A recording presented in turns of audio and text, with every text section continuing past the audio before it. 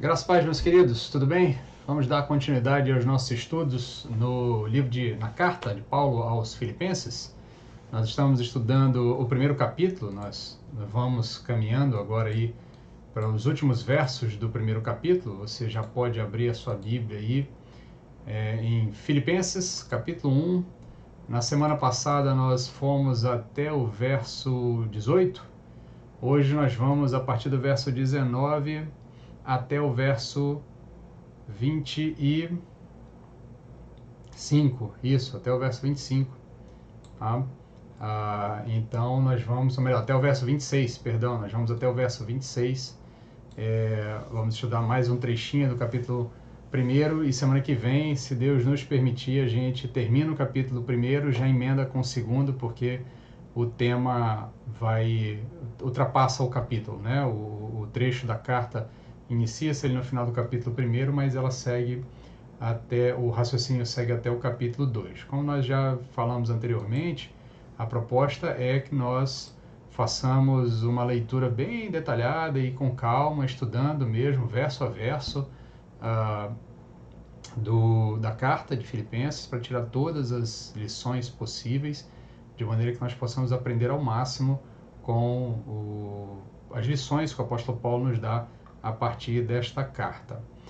O tema de hoje é um olhar confiante em um futuro incerto. Um olhar confiante em um futuro incerto. Nós vamos ver agora uma terceira etapa do capítulo 1, o apóstolo Paulo nos dando umas informações agora sobre a sua relação com o seu futuro, tá? Nós passando algumas lições em relação ao seu futuro, como é que está a expectativa dele em relação. Lembrando que ele está preso, tá? O apóstolo Paulo escreve essa carta a partir da prisão. É uma prisão que nós, na primeira aula, concluímos que deve ser em Roma, tá? Embora haja discussões em que local que de fato o apóstolo Paulo estava preso quando escreveu essa carta, mas os maiores indícios, as maiores informações apontam para uma primeira prisão em Roma. Lembrando que o apóstolo Paulo fica preso por 2 vezes em Roma. Uma primeira ele é solto, tá? Como nós vamos comentar em um determinado momento da aula de hoje. Em uma segunda prisão ele já não é mais solto e dali ele vai para o Calvário. Mas nessa segunda prisão não há informação de que ele tenha escrito muitas outras cartas. Talvez as cartas pastorais, mas ainda há uma discussão em cima disso. Mas o ponto é que nessa prisão que ele está agora em Roma, ele está em uma prisão domiciliar. É uma casa que ele foi autorizado ele alugar, e a partir dessa casa, como nós comentamos na semana passada, o apóstolo Paulo recebia diversas pessoas, ensinava, instruía, e a partir dali também ele teve a oportunidade de ensinar, de falar de Cristo para toda a guarda pretoriana que fazia a sua segurança. Então, seguindo aí o nosso estudo, nós vamos ver agora esse trechinho que o apóstolo Paulo vai nos falar da providência divina e as suas orações e a relação com as suas orações.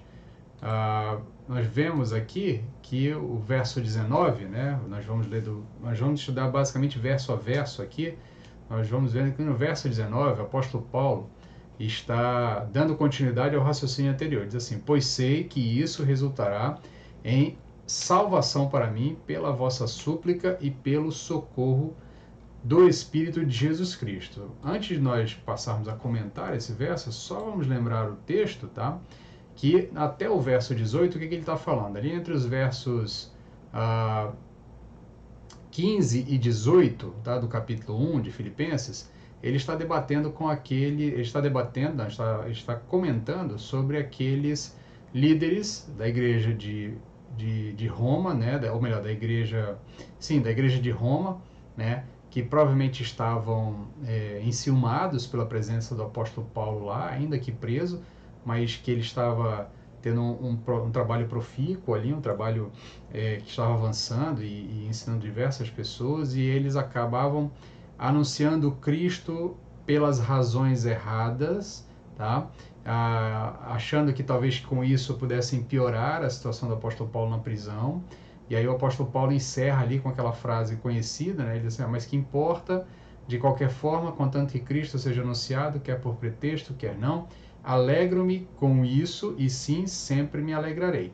Aí ele passa para o verso 19, dizendo assim, pois sei que isso resultará em salvação para mim, pela vossa súplica e pelo socorro do Espírito Jesus. O que ele está falando que resultará em salvação para ele? Ele está concluindo o raciocínio e o que ele está tentando trabalhar com a ideia de que resultará a salvação para ele, ele está apontando para o que ele começou a dizer lá no início do verso 20, lá do verso 12, né? As coisas que me aconteceram. Ele fez um grande resumão ali desde o 12, dizendo assim: olha, irmãos, quero que saibais que as coisas que me aconteceram contribuíram para o avanço do Evangelho. Aí ele começa a destrinchar tudo que nós estudamos na semana passada. Então, o que o apóstolo vai dizer? Olha, eu sei que todas essas coisas que estão acontecendo, todos esses problemas, a oração dos irmãos, o avançar do Evangelho, o ânimo que a minha presença deu aos cristãos em Roma, né, o ânimo que eles estão tendo para anunciar com mais vigor, com menos medo, enfrentando as dificuldades, aí ele vai dizer, olha, eu sei que isso resultará em salvação para mim, pela vossa súplica e pelo socorro do Espírito Santo. Então o apóstolo Paulo entende que a sua participação em tudo isso vai ser tratada por Deus de alguma forma que resultará em salvação para a situação dele, tá? Em que ele conseguirá algum tipo de salvação. Embora haja uma discussão sobre como interpretar essa salvação que ele está falando aqui. Há duas formas de interpretar esse verso, tá? Alguns entendem que o apóstolo Paulo está falando numa salvação escatológica, tá? Numa ideia futura, a salvação não só da sua alma, mas a ideia da salvação desse corpo, desse sofrimento, de tudo isso que ele está passando, uma ideia escatológica, uma ideia apontando para o futuro, tá? A outra ideia, a outra forma de interpretar é a salvação como libertação da prisão, tá? A segunda opção, ela se harmoniza mais com o contexto literário e histórico, tá? E por que nós entendemos isso? Porque o apóstolo Paulo, lá na frente, tá? Ele vai falar na carta de Filipenses, ali ele vai dizer da intenção dele de ver os filipenses pessoalmente. Então o apóstolo Paulo, embora lá no começo esteja falando de libertação, de salvação, se ele estivesse falando apenas em uma conotação escatológica, salvação da alma, salvação do corpo, do sofrimento, ele não faria muito sentido ele mais para frente na carta dizer, olha, eu pretendo ainda ver vocês, tá? Da mesma forma como em Filemão, capítulo 1, 22, é uma das cartas que ele escreve também nesse conjunto de cartas, que a gente chama de cartas da prisão, que vai englobar a carta de Efésios, a carta de Colossenses, a carta de Filipenses e a carta de Filemão. Nessa carta de Filemão, lá no verso 22, a carta de Filemão tem um capítulo só, no verso 22, ele falando a pessoa para quem ele enviou a carta, ele vai dizer, olha, prepara-me também uma hospedagem. Ele vai dizer, olha, ao mesmo tempo, prepara-me também a hospedagem, pois espero que pelas vossas orações serei levado de volta a vós. Então, o apóstolo Paulo tem ali uma firme expectativa de que ele vai ser solto. Tá? Ele tem uma firme expectativa de que haverá uma providência divina para a sua soltura, né? Então ele demonstra a harmonia entre a necessidade e incentivo das súplicas e a confiança na providência soberana de Deus. Então o apóstolo Paulo, ao mesmo tempo que ele confia que Deus há de resgatá-lo de alguma forma daquela situação, ele ainda assim, ele confia que a oração dos irmãos tem um papel fundamental nisso, tá? Tanto no texto aqui de Filipenses, como no texto de Filemão, ele fala das orações. Olha, pois espero, lá em Filemão ele vai dizer, pois espero que pelas vossas orações eu serei levado de volta a vós. E da mesma forma aqui em Filipenses ele vai dizer, pois sei que tudo isso resultará em salvação para mim pela vossa súplica e pelo socorro do Espírito de Jesus Cristo. Então, o apóstolo Paulo trabalha aqui a ideia de que, ainda que ele tenha plena convicção de que os elementos que estão ao seu derredor, as informações que ele tem, o andar do seu processo ali, o andar da sua prisão, encaminhem para uma ideia de salvação, tá? De que ele vá ser liberto, vá ser solto, ele ainda não abre mão das orações, ele não abre mão da necessidade de continuar em oração, pedindo que Deus intervenha nessa situação. Tá? E aí a gente passa ao verso seguinte e vai trabalhar agora a ideia do bom final, tá? A ideia de que o apóstolo Paulo tem uma expectativa de um bom resultado para tudo isso. Ele vai passar para o verso 20 e vai dizer: segundo a minha intensa expectativa e esperança de que em nada serei decepcionado.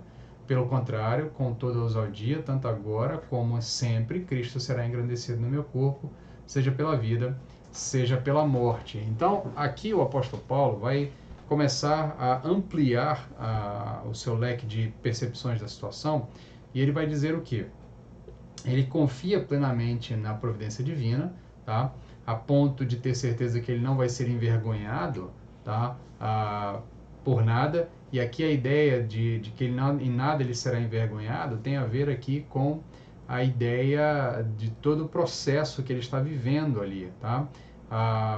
Quando ele fala que em nada ele será envergonhado, ele está aqui lembrando das palavras de Cristo aos seus discípulos, que disse que quando eles estivessem diante dos reis e diante das autoridades, que eles não se preocupassem com o que dizer, porque o Espírito de Deus daria as palavras corretas para cada um deles. Então o apóstolo Paulo está aqui dando um exemplo de que ele confia nessa providência divina, tá? Ele confia em meio a toda essa situação, tá? A ponto de ter certeza de que ele não seria envergonhado, porque ele estava ali para anunciar o evangelho mesmo diante daquelas autoridades, tá? E aqui o ponto não é exatamente uma espécie de vanglória do apóstolo Paulo. Ele não está aqui se vangloriando de ser alguém eloquente ou alguém que seja mais amado de Deus a ponto de não se preocupar com nada, tá?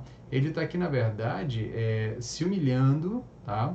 Porque a sua dependência é total do Espírito para que ele não fraqueje diante das circunstâncias, para que ele não fraqueje diante de todas as autoridades a qual ele seria colocado adiante, né, de quem ele seria colocado, como nós podemos acompanhar ao longo dos últimos capítulos do livro de Atos. Tá? Ele vai enfrentar uma série de julgamentos. A essa altura, quando ele está escrevendo essa carta, ele já enfrentou uma série de julgamentos e ainda enfrentará outros julgamentos. Ele enfrentará um julgamento diante do próprio imperador, né? Ele apela para esse julgamento diante do próprio imperador.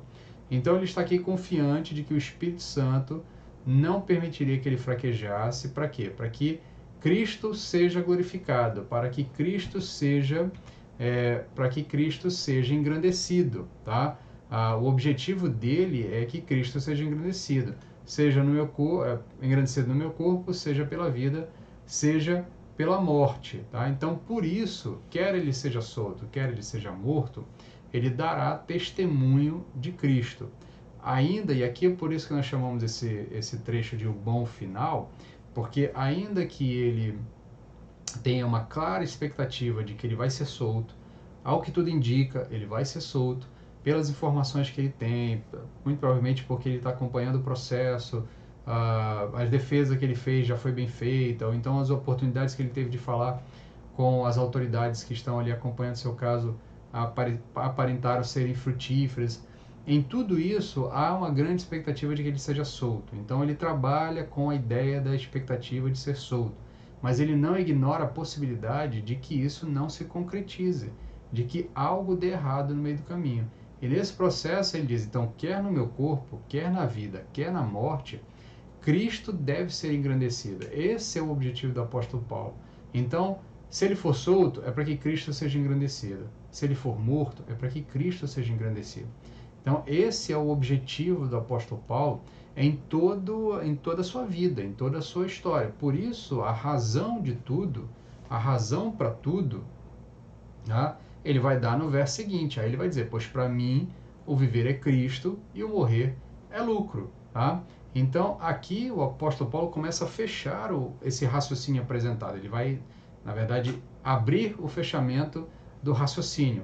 Ele diz, olha, pois para mim o viver é Cristo e o morrer é lucro. Ele está encerrando o pensamento anterior, dizendo, olha, quer eu seja solto, quer eu morra na prisão, ou contando que Cristo seja glorificado, eu estou feliz. Embora eu tenha grande expectativa de ser solto, eu tenha grande expectativa de que eu vá ser liberto dessa situação, tanto é que eu estou pedindo, olha, eu vou ver vocês de novo. Tanto é que ele está escrevendo a Filemon, olha, prepara o lugar para mim porque eu vou encontrar com vocês. Mas o apóstolo Paulo não desconsidera a possibilidade de que aquilo não aconteça. Isso é interessante porque muitas vezes nós lidamos com situações, mais para o fim nós vamos fazer aplicações mais próprias para cada ponto da lição, mas muitas vezes nós lidamos com situações em que tudo aparentemente está encaminhado para algo e nós temos plena certeza de que Deus está agindo, nós estamos felizes, nós estamos empolgados com aquela situação, mas às vezes não dá certo, às vezes não é a vontade de Deus, às vezes as coisas não acontecem como nós gostaríamos que acontecesse. E aí a gente fica frustrado, achando que de repente Deus simplesmente desgostou da gente, ou se aí às vezes a gente tem uma interpretação equivocada, achando que fizemos algo de errado e desagradamos a Deus, então Deus já tinha aberto aquela porta para nós e de repente ele fechou a porta porque a gente fez algo de errado. O que o apóstolo Paulo está nos ensinando aqui é que nós temos que estar preparados para todas as situações, tá? Quer dê certo, quer não dê certo, e no fim das contas, o nosso objetivo não é que as coisas deem certo, o nosso objetivo é que Cristo seja glorificado. Se essa for a forma como eu encaro as coisas na vida, como eu encaro meus projetos, como eu encaro meus planos, a minha possibilidade de frustração é sempre menor, porque a minha preocupação é que Cristo seja glorificado. Então o apóstolo Paulo diz, olha, para mim o viver é Cristo, mas o morrer também é lucro. Tá? Então nesse sentido, eu vivo para a glória de Deus, eu faço tudo para a glória de Deus, quer que Cristo tem que ser glorificado, quer no meu corpo, quer na minha morte, essa é a minha preocupação. Essa é a minha preocupação. Então ele abre esse trecho final do raciocínio, demonstrando aqui que ele está, que para ele, tudo se resume a Cristo. E aí ele faz inclusive um contraponto, né, um contraste com aqueles líderes que ele criticou ali nos versos anteriores, no versos 15, 16, 17 e 18. Então ele vai fazer um contraste com aquelas pessoas que ele estava falando antes, que ele estava se referindo antes, porque aquelas agiam de maneira egocêntrica. Qual é a preocupação delas no anúncio de Cristo? A preocupação delas no anúncio de Cristo não é que Cristo seja glorificado. A preocupação delas é que elas tenham algum tipo de autopromoção, que elas tenham algum tipo de reconhecimento da comunidade e com isso gozem de algum tipo de vantagem diante da comunidade. E qual é a preocupação de Paulo? A preocupação de Paulo é cristocêntrica, é que Cristo seja glorificado, quer na sua libertação, quer na sua morte. Quer ele seja julgado favoravelmente, né, tenha o seu pleito julgado favoravelmente diante do imperador, quer o imperador ignore e resolva condená-lo à morte. A preocupação do apóstolo Paulo é glorificar a Cristo. A vida do apóstolo Paulo é cristocêntrica. Tá? Então, para entender essa expressão que o apóstolo Paulo nos traz aqui, viver é Cristo, nós precisamos dar uma olhada em outras passagens do apóstolo Paulo. Tá? Outras passagens dentro da própria carta do apóstolo Paulo, da carta de Filipenses, como também em outras cartas. Filipenses 4,13, ele vai falar ali, vai dar o sentido da expressão, ter em alguém a sua força emanada de Cristo, ter a sua força emanada do próprio Cristo. O que o verso 4,13 vai nos dizer? É o famoso verso lá do tudo posso naquele que me fortalece. Filipenses 2, de 5 a 11, ele vai falar ali de ter a mente e a humildade à disposição de Cristo.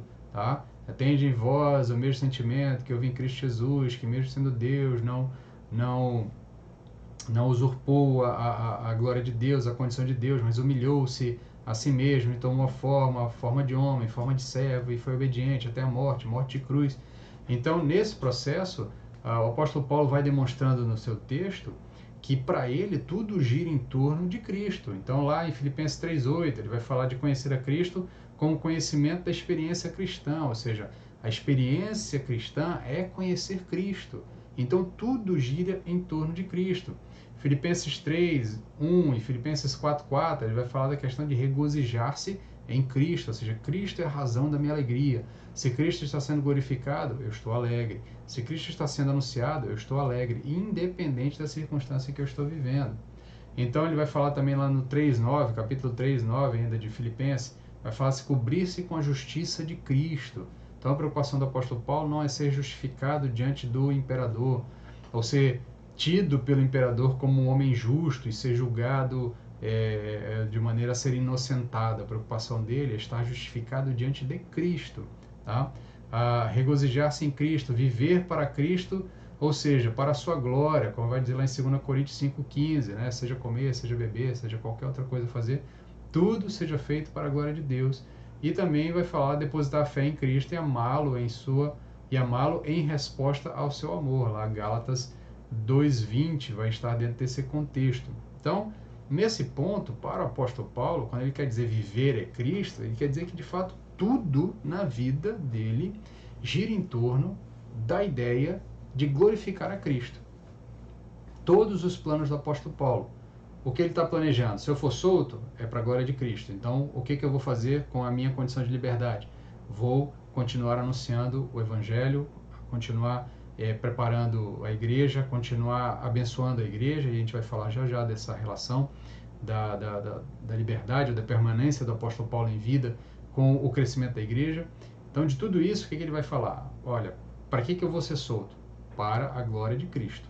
E não é só a soltura do apóstolo Paulo que é a glorificação de Cristo, é a razão da sua liberdade é para glorificar a Cristo. Não é a liberdade do apóstolo Paulo que glorificará a Cristo. Deixa eu me fazer entender bem aqui. Não é só o fato do apóstolo Paulo ser solto em uma situação muito complicada que Deus ou que Cristo será glorificado. O apóstolo Paulo só será solto se for para glorificar a Cristo. Estão entendendo a diferença aqui? Tá? A razão dele ser solto e não ser morto é para glorificar a Cristo. Da mesma forma, ao contrário, se ele morrer, a razão da sua morte é porque Cristo será glorificado na sua morte. Então, nesse sentido, para o apóstolo Paulo, quando ele diz, para mim o viver é Cristo, é que tudo que eu faço, tudo que eu penso, todos os meus planos, o que vai acontecer comigo, se vai ser bom ou se vai ser ruim, tudo tem a ver com a glorificação de Cristo e com a exaltação do Evangelho de Cristo, com o anúncio da pessoa de Cristo, da sua obra, do seu Evangelho, da sua morte, da sua ressurreição. Por isso ele vai dizer, olha, para mim o viver é Cristo. E aí ele vai falar que o morrer é ganho, que o morrer é lucro. E aqui, morrer significa estar com Cristo. Ou seja, tudo gira em torno de Cristo. Tá? Então, quando ele diz que o morrer é lucro, não é lucro no sentido de estar livre das amarras da prisão. Tá?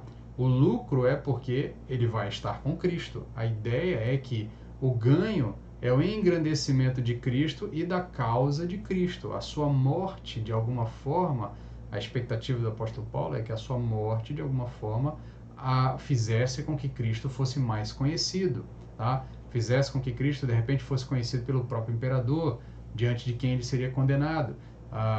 Então, nesse sentido, a preocupação do apóstolo Paulo gira sempre em torno de Cristo. E aqui, o morrer não é só estar com Cristo, tá?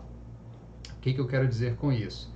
1 Coríntios 13, 12, tá? O texto é bastante conhecido, está lá dentro do capítulo do amor, né? Que é até mal interpretado algumas vezes, porque às vezes a gente acaba lendo 1 Coríntios 13 apenas com olhos poéticos, no sentido de que aquilo é um poema de amor, quando na verdade aquilo ali é cristologia pura, né?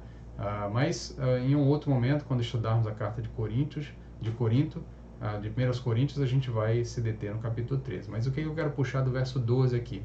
O apóstolo Paulo diz, olha, porque agora vemos como por um espelho, de modo obscuro, mas depois veremos face a face. Agora conhecemos em parte, mas depois conhecerei plenamente, assim como também sou plenamente conhecido. Então, para o apóstolo Paulo, morrer não é só estar com Cristo. Não é só a ideia de que aqui as coisas estão ruins, lá com Cristo as coisas estarão boas. Morrer é lucro, porque agora eu conheço Cristo em parte. Agora eu conheço Cristo de maneira obscura. Eu ainda não conheço Cristo por completo. Porque nesse corpo caído, nesse corpo afetado pelo pecado, nós nunca conseguiremos conhecer plenamente a Cristo, mas nós buscamos, nós caminhamos, nós continuamos na nossa jornada de conhecer cada vez mais de Cristo, tudo que nos é possível conhecer, mas nós não iremos conhecer por completo. Por isso o apóstolo Paulo diz, agora conhecemos como um espelho. A ideia do espelho é o espelho medieval, é o espelho antigo, né? Que não é uma superfície translúcida, translúcida não é uma superfície espelhada, né? Como você tem hoje em dia, que você vê uma imagem completa, que você vê uma imagem perfeita, nítida, tá? O espelho do mundo antigo é, na verdade, uma superfície de metal muito bem polida, tá? De maneira que a pessoa visse ali um reflexo, um borrão, tá? Onde ele não conseguiria, de fato, ver detalhes, como você vê nos espelhos modernos. Então, por isso que ele diz, agora vemos como por um espelho, de modo obscuro, mas depois nós veremos face a face. Então, por que é lucro a morte para o apóstolo Paulo? Porque na morte, nós então, quando o nosso espírito voltar ao Pai, nós conheceremos Cristo face a face. Quando formos glorificados, no dia da volta de Cristo, ressurretos diante dele, nós conheceremos a Cristo face a face. Conheceremos Cristo como somos conhecidos agora. Cristo em estado glorificado, Cristo porque é Deus, nos conhece por completo. Nós não conhecemos ele por completo, mas quando estivermos diante dele, quando estivermos livres das amarras do pecado, livres desse corpo que é condenado pelo pecado, presentes já num corpo glorificado, no corpo restaurado, no corpo livre do pecado, das amarras e das limitações do pecado, nós então veremos Cristo face a face e conheceremos Cristo de uma maneira que nós não conseguimos conhecer agora. Então, por isso, para o apóstolo Paulo, morrer é lucro. E a morte se torna ganho porque ela traz a Paulo mais de Cristo e mais de Paulo a Cristo. Então, a ideia do apóstolo Paulo aqui não é que o apóstolo Paulo seja masoquista, tenha algum tipo de tendência suicida, tá?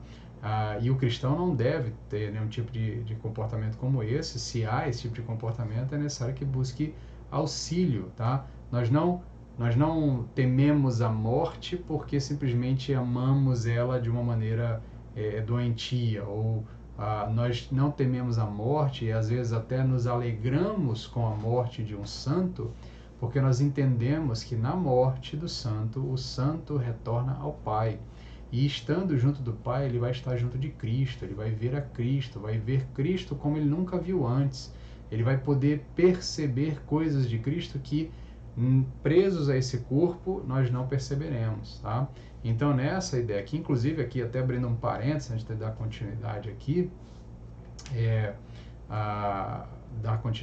a gente vai ver que o apóstolo Paulo aqui, inclusive, já vai minando a ideia de que algumas tradições religiosas têm, de que quando a pessoa morre, tá, ela fica num estado de sono, tá, um sono da alma, que vai acordar no dia do juízo final, tá?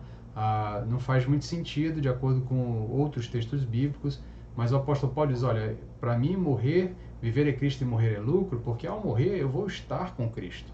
Ele vai falar isso nos versos seguintes, ele vai falar exatamente isso. Ele diz, olha, para mim morrer é lucro, porque morrer é estar com Cristo, é conhecer mais de Cristo, é conhecer Cristo de uma forma que eu não conheço agora e não tenho condição de conhecer. Então, por isso, o apóstolo Paulo tem uma vida tão cristocêntrica. Por isso, ele nos ensina a buscar uma vida cristocêntrica. E aí vem o dilema do amor, tá? Qual é o dilema do amor? É o verso que eu havia citado anteriormente, né? O contexto que eu havia citado anteriormente. Ele diz, olha, diante disso, né, diante do verso anterior, né, que por mim morrer é Cristo, para mim viver é Cristo e morrer é lucro, eu sinto-me, porém, pressionado de ambos os lados, tendo desejo de partir e estar com Cristo. Por que ele tem o desejo de partir e estar com Cristo? Porque partir é estar com Cristo, conhecer Cristo melhor do que eu conheço agora. Se a minha vida toda em terra, né, minha vida aqui, em vida, né, se o meu estado em vida aqui, gira em torno de conhecer a Cristo, gira em torno de Cristo, tudo, Cristo é tudo para mim, na morte eu poderei conhecer mais ainda de Cristo, tá? No meu estado eterno eu poderei conhecer mais de Cristo. Então, por isso o apóstolo pode dizer, tendo o desejo de partir e estar com Cristo, pois isto me é muito melhor, pois isto é muito melhor. Todavia, por vossa causa, acho mais necessário permanecer no corpo. De um lado, você tem o desejo intenso e sincero de levantar acampamento e voltar para casa, tá? E do outro lado, a necessidade dos irmãos filipenses e de tantos outros, tá?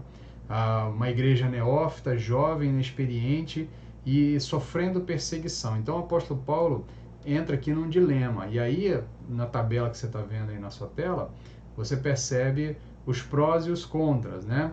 Permanecer aqui é o quê? É um misto de sofrimento e alegria. Por quê? É sofrimento porque você ainda vai estar padecendo não só as perseguições, não só as ciladas do inimigo, mas o próprio desenrolar da vida, né? Todo o desenrolar das doenças, da velhice, de tudo aquilo que pode acontecer em vida, tá? Por outro lado, partir para estar com Cristo é alegria sem sombra de sofrimento, tá? A presença de Cristo é a alegria que é eterna, tá? Permanecer aqui é sofrimento por pouco tempo, tá? Então, tem aqui um lado de ponderação. Permanecer aqui é sofrimento, mas é um sofrimento por pouco tempo, tá? Mas partir para estar com Cristo é alegria eterna, né? Não há nem sombra de sofrimento, tá? Permanecer aqui é estar ausente da presença do Senhor, da presença palpável, física. Lembre-se lá de Apocalipse, quando nas visões de João, quando ele vê as almas daqueles que morreram por amor de Cristo, na beira do trono de Deus, né? Na beira do trono do Senhor, clamando a Deus. Então perceba aqui que esse estado intermediário é um estado de proximidade de Deus. Da mesma forma, quando nós vemos lá na parábola que Cristo nos conta sobre o rico e Lázaro, ele diz que quando Lázaro morre, tá, ele vai para o seio de Abraão, ele está nos braços de Abraão. E aí o seio de Abraão, os braços de Abraão, é a ideia de estar na presença de Deus, na presença do Deus Pai, e podendo ver ele, né? E aí diz que lá na presença, no seio de Abraão, ele era servido, né? Então a ideia é de que você de fato tem uma relação de interação, não é apenas algo etéreo que você está ali num limbo, num lugar branco, como muitas vezes filmes e novelas nos transmitem, uma ideia de um local sem paredes, com a sensação de finitude e tal, mas não, é um ambiente onde há ali um elemento de interação. Ainda que a gente possa considerar que tanto a parábola quanto a visão do apóstolo João lá em Apocalipse tenham elementos simbólicos, tá? Que não necessariamente são os elementos reais, mas tanto um quanto o outro estão lá para nos dar uma visão do que está acontecendo em um ambiente do qual nós não temos acesso. Então, permanecer aqui é estar ausente da presença do Senhor. Partir e estar com Cristo é habitar com o Senhor. Da mesma forma, permanecer aqui é luta constante, tá? Partir e estar com Cristo é festa perene. Permanecer aqui é domínio do pecado. Partir para estar com Cristo é o domínio da plena isenção do pecado, santidade positiva. E o que eu quero dizer com santidade positiva? Santidade positiva é que hoje nós somos santificados, a nossa santidade é passiva, tá? É o Espírito Santo que nos santifica, é Cristo quem nos santifica, é Deus quem nos santifica, tá? Então, não adianta você se esforçar pela santidade, no sentido de você conquistar com méritos próprios a santidade. A sua santidade é obra e graça de Cristo na sua vida, é obra e graça do Espírito Santo na sua vida. Então, quem nos mantém santos é o Espírito de Deus. Então, por isso é uma santidade passiva. Mas no sentido aqui, o estar diante de Cristo é uma santidade positiva. Por que é positiva? Porque não é que eu deixo de depender de Deus, mas eu estou livre das amarras do pecado. Permanecer aqui, uma residência temporária, um mero acampamento. Partir para estar com Cristo é uma habitação perene. Mas existe um dilema no coração do apóstolo Paulo. Qual é o dilema do apóstolo Paulo? Tá? O dilema do apóstolo Paulo é que ele tem uma igreja que é uma igreja neófita, é uma igreja jovem, inexperiente, é uma igreja que está sofrendo perseguição. Se nós colocarmos numa linha cronológica, não há nem 10 anos que a igreja de Filipos foi fundada. O evangelho mesmo está caminhando aí há 30, 40 anos em toda a região da Judéia e da Ásia e da Europa ali. É tudo muito novo. Há perseguição constante por parte dos judeus. Estamos às portas do início da perseguição romana, tá? O apóstolo Paulo aqui, quando escreve essa carta, alguns anos depois, não muito tempo depois, vai começar a sofrer perseguições duras, né? A igreja vai sofrer perseguição dura por Nero, né? Inclusive a tradição diz que é Nero quem manda matar o apóstolo Paulo e o apóstolo Pedro, né? Os dois últimos apóstolos a serem martirizados. O apóstolo João é exilado, né? Mas o fato é que essa igreja é uma igreja que ainda está em formação, a liderança está em formação, e o apóstolo Paulo se sente responsável por esses irmãos.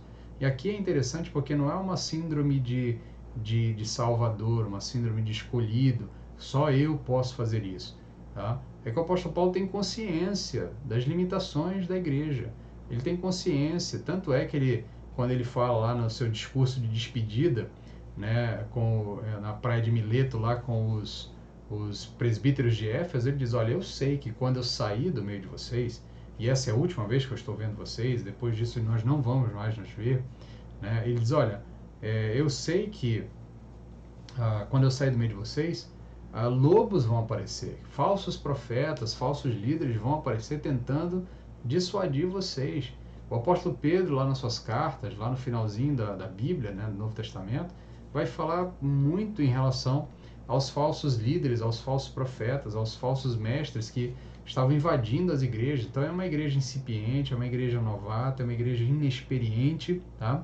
Uma igreja que carece da atenção dos apóstolos e de homens que de fato foram forjados para essa tarefa. Então o apóstolo Paulo tem aqui um dilema.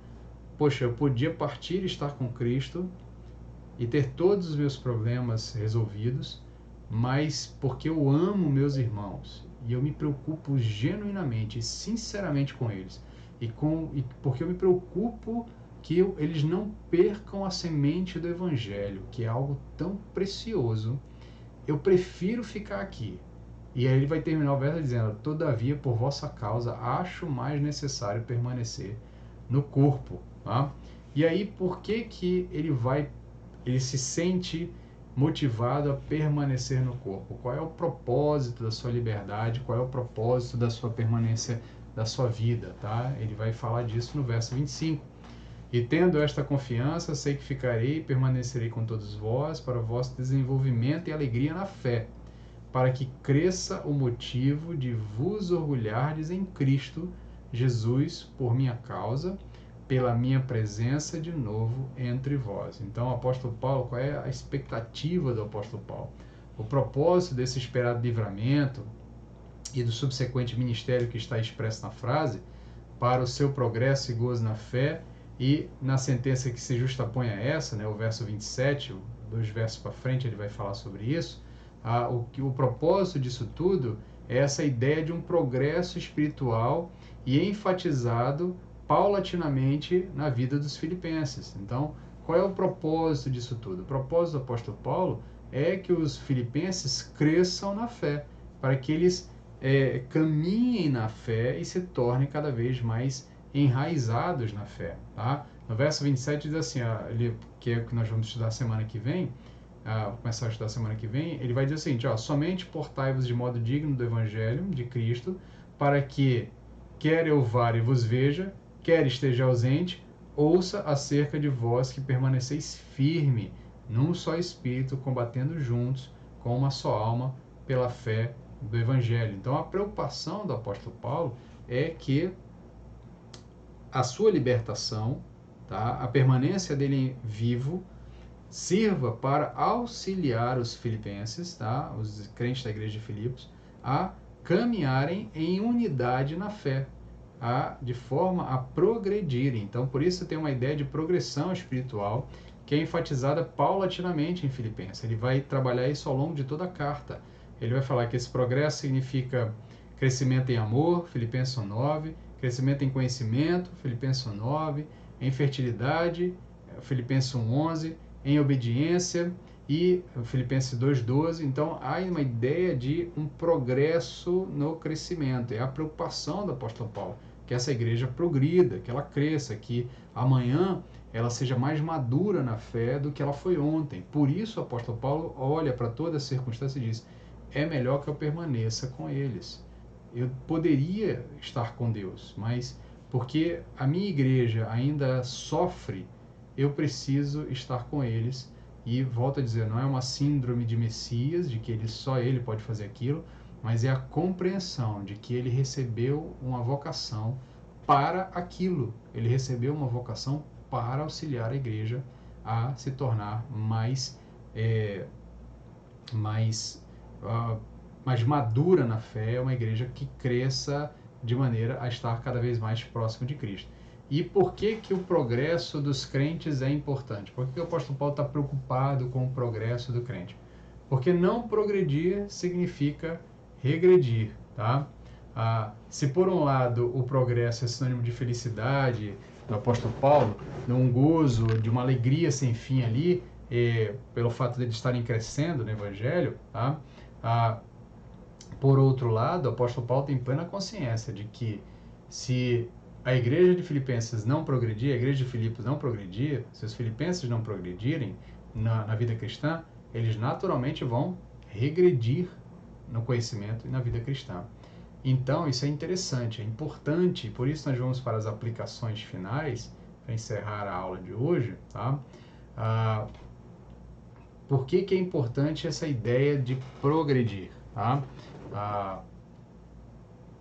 Nós não podemos permanecer da mesma forma eternamente como cristãos. Se você é membro da igreja, olha o seu histórico de vida cristã.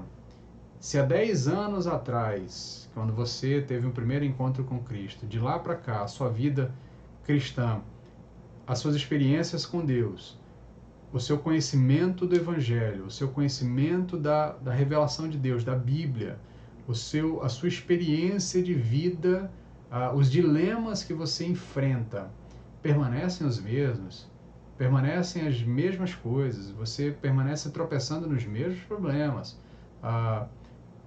Muito provavelmente é porque você está regredindo na vida cristã e não está progredindo. Tá? Não está progredindo. Então, nesse sentido, o crente sempre tem que olhar para frente e dizer assim: amanhã eu preciso estar um pouco mais semelhante a Cristo do que eu estou hoje.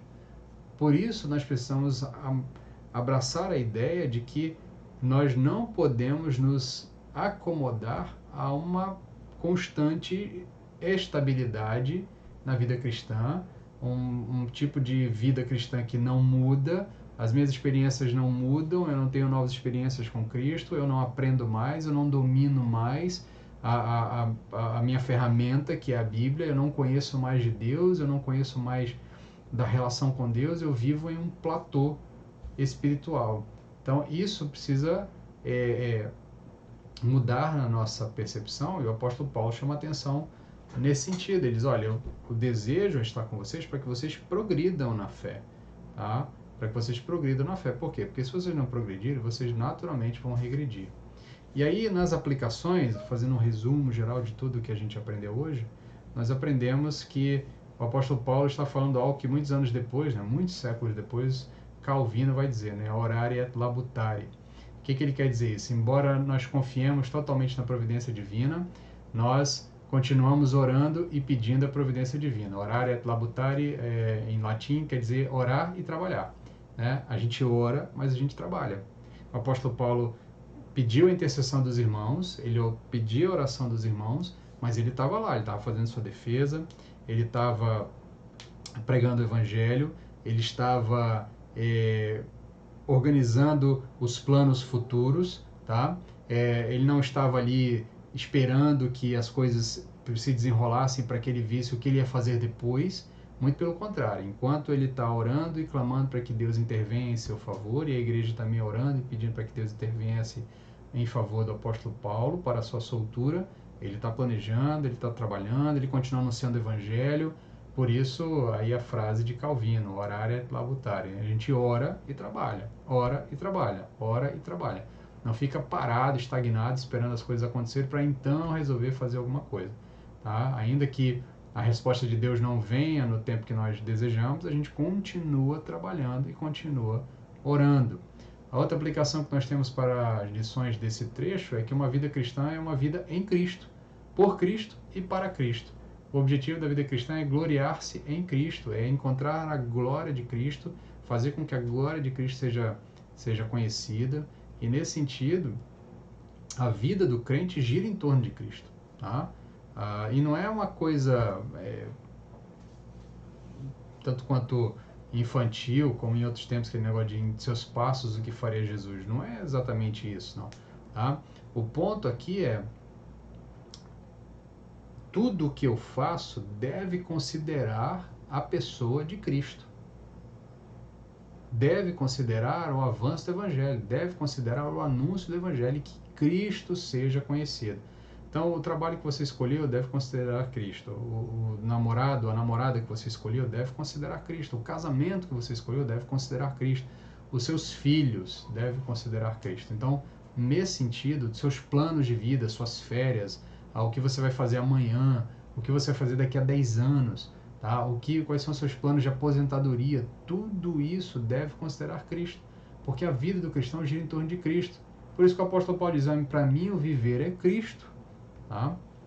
A outra aplicação que nós temos é a ideia de que vivemos o já e o ainda não. Tá? Ao mesmo tempo que nós desejamos estar com Cristo, nós também temos o pleno prazer, ao mesmo tempo que nós desejamos estar com Cristo e termos o pleno prazer de ver Cristo pessoalmente, tá? Nós temos também a alegria de ver os nossos irmãos conhecendo a Cristo. Então, ao mesmo tempo que a gente gostaria de estar com Deus permanentemente, livre de todas as amarras do pecado, nós também temos a alegria de ver o Evangelho progredindo, de ver o Evangelho crescendo, de ver novas pessoas conhecendo o Evangelho. Por isso a gente vive esse dilema do já e do ainda não. Eu já quero estar com Cristo, eu já experimento as coisas da vida do mundo vindouro, mas eu ainda não estou lá, porque eu ainda preciso estar aqui, porque eu ainda tenho coisas a fazer aqui, porque eu ainda devo ser útil aqui, porque eu ainda tenho força para trabalhar pelo Evangelho aqui e ajudar a causa do Evangelho aqui. Tá? Então, nesse sentido, a gente precisa... Fica aí também uma pergunta final para você meditar. Se você entende a necessidade de progredir na vida em Cristo, nós comentamos no início das aplicações, tá? Porque não progredir significa regredir, guarde isso é importante, tá? Não progredir significa regredir. Fatalmente, você, cristão, há muito tempo, se você não está progredindo na vida cristã, não está se tornando cada vez mais moldado à imagem e semelhança de Cristo, se você olha para a sua vida, 10 anos, é a mesma coisa, nada mudou, parece que você não aprendeu absolutamente nada ao longo desse tempo. Não, todas as vezes que você tem dilemas ou situações na vida, você sofre do mesmo jeito, tem as mesmas dificuldades. Pare, pense, medite, peça a Deus auxílio, tá? Para que você saia dessa situação. Você precisa progredir na vida cristã, tá? E no fim das contas, fica aí uma última pergunta para que você medite sobre ela, para uma aplicação para a sua vida. Qual é o propósito da sua existência? Então, o apóstolo Paulo deixa claro qual é o propósito da permanência dele, da existência dele. O propósito da existência dele é glorificar a Cristo e fazer com que Cristo seja conhecido de outros. Aí a pergunta fica para você meditar só a partir do texto que nós lemos. Qual é o propósito da nossa existência? Qual é o propósito das nossas vidas? Então, meu querido, nós encerramos mais esse bloco de textos de Filipenses. Semana que vem nós voltamos pegando o finalzinho do capítulo 1, já entrando no capítulo 2, tá? Nós vamos estudando aí passo a passo, verso a verso, tirando o maior número de lições. Espero que Deus aplique essa palavra ao seu coração. Nós vamos orar para encerrar essa mensagem e eu convido você a continuar conosco nessa caminhada pela carta de Filipenses. Que Deus nos dê graça para chegarmos até o final dela. Então oremos. Senhor, Dá-nos graça, Pai, derrama sobre nós as tuas misericórdias, Pai, porque nós precisamos aprender muito com o apóstolo Paulo a ter uma vida cristocêntrica. Às vezes nós falamos apenas da boca para fora que nós te amamos e que queremos ter uma vida que te agrade, queremos ser úteis, ser usados por ti, cantamos em belas músicas, mas no fim das contas as nossas vidas giram em torno das nossas vontades, dos nossos planos e do nosso desejo. Tem misericórdia de nós, Pai, porque nós somos teimosos, nós somos ruins por natureza. E nós te pedimos, Pai, molda os nossos corações, derrama graça, incomoda-nos, aquece-nos, transforma-nos, Pai, em servos de verdade. Auxilia meus irmãos nas suas caminhadas, no que eles necessitam da tua ajuda. Guarda-nos, livra-nos de todo mal, é o que te pedimos, em nome de Cristo Jesus. Amém. Amém, meu querido. Fique na paz. Se Deus nos permitir, domingo que vem, estamos juntos em mais uma aula.